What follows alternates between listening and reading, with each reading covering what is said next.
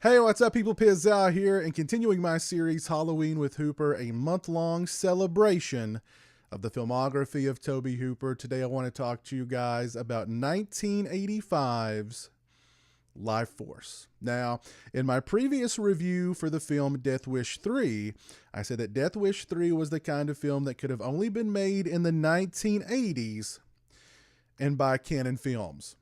And Life Force is pretty much the exact same kind of movie, only in the case of Life Force, Canon Films took a beyond B-movie premise, put millions and millions of dollars behind it, assembled a crew of really, really talented, creative people, got a great cast to be in this film, and made this beyond B-movie premise into an absolutely masterful yet completely crazy epic, a sci-fi horror epic, and a movie that I personally consider to be a masterpiece.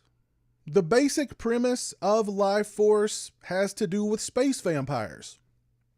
Space vampires have come to Earth to feed off of the life force of humankind. And when they feed off of a human being's life force, the human turns into this shriveled, desiccated, like this fella here behind me, he's all messed up. But then they eventually wake up. They turn into the walking shriveled, as Tobe Hooper referred to them on the set. And they have to go off and feed off of the life force of someone, or they eventually just turn to dust, and so on and so on and so on. So you have sci-fi elements in the movie, you have horror elements in the movie with the vampires, although by the end of the film they feel a lot more like zombies, as you have hordes of these shriveled space vampires causing complete and utter chaos on the streets of London. You have this blue vampiric bolt of lightning shooting through the streets of London, causing buildings and buses and all sorts of things to explode. You have complete and utter anarchy by the end of this movie. And it is so incredibly entertaining to watch. And so incredibly fascinating to think that there were so many really, hugely talented and creative people behind this movie, which should have been a Roger Corman, $3 budget kind of flick. And again, this movie is just so crazy. This movie is just so flippin' crazy. It's out there. It could have only have been made in the 80s and by Canon Films. From a technical point of view, this is a masterful film on just about every level. The movie looks fantastic. The cinematography is fantastic. The look of the sets and the locations, the production design is off the chart. You've got a great score. You've got an amazing ensemble cast of great actors in this film. You've got so much action going on in this film as well, especially toward the end, and an enormous crew, an enormous cast of extras. It's over the top, but in such a, like I said, just absolutely entertaining and fascinating to watch kind of way. And then you throw in there Matilda May, who plays the lead space vampire, the very beautiful Matilda May, who spends pretty much the entire movie completely naked. And whenever Life Force is brought up in conversation, of course, the first thing that is always mentioned is Matilda May. That's the very first thing that jumps to the forefront of a lot of people's minds when they think of Life Force, or when they saw it for the first time as a kid on VHS or on some late night, movie channel, was Matilda May, and oh my God, she is completely naked pretty much the entire movie. And that's kind of a distraction, a very nice distraction, but a distraction nevertheless that kind of makes people overlook just how well made Life Force is. As I said, it is a masterful film from a technical point of view on every single level.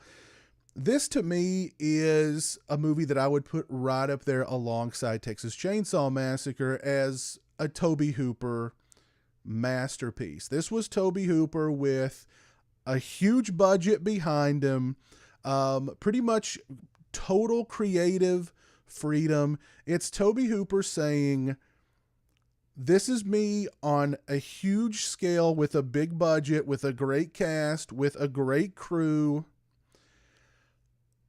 Yes, it's completely insane, but I don't care. And that's what kind of filmmaker I think Tobe Hooper was.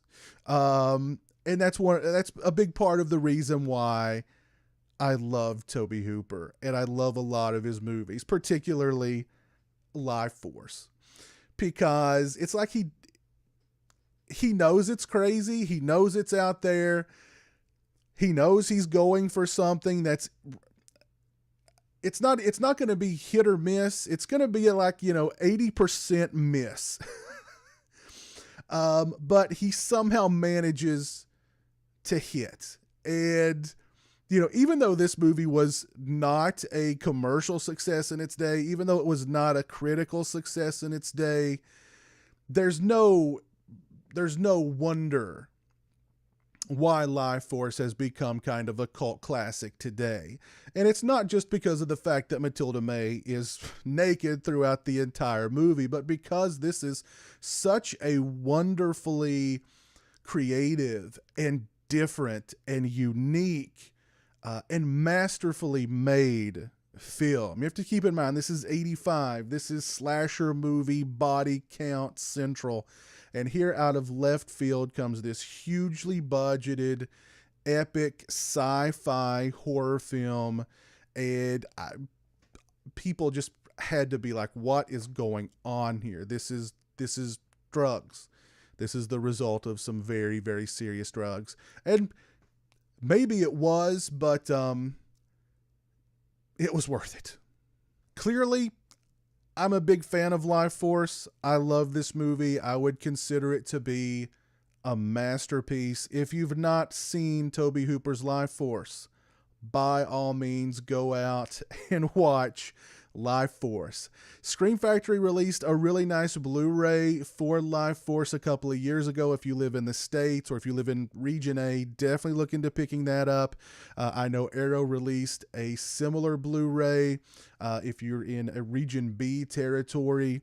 So wherever you live, look into picking up a Blu-ray of Life Force. This is a movie that I think was way ahead of its time on a lot of different levels. I think it's a masterpiece. I love it. It's highly entertaining, and it's just fascinating to watch, because a movie like this on this level with this kind of budget, this kind of scope would never happen today. Never in a million years happen today. So go out, check out Life Force if you haven't seen it. If you have seen Life Force, please let me know your thoughts on it down in the comments section below.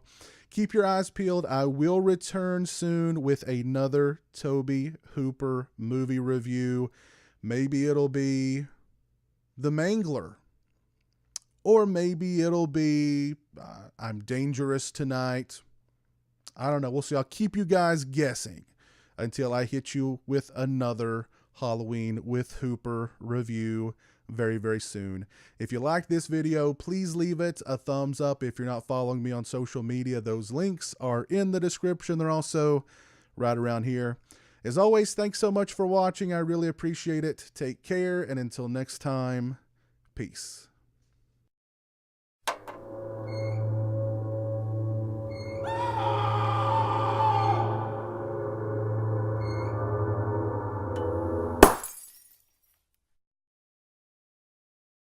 Say hello to the internet, Jeremy. Hello to the internet.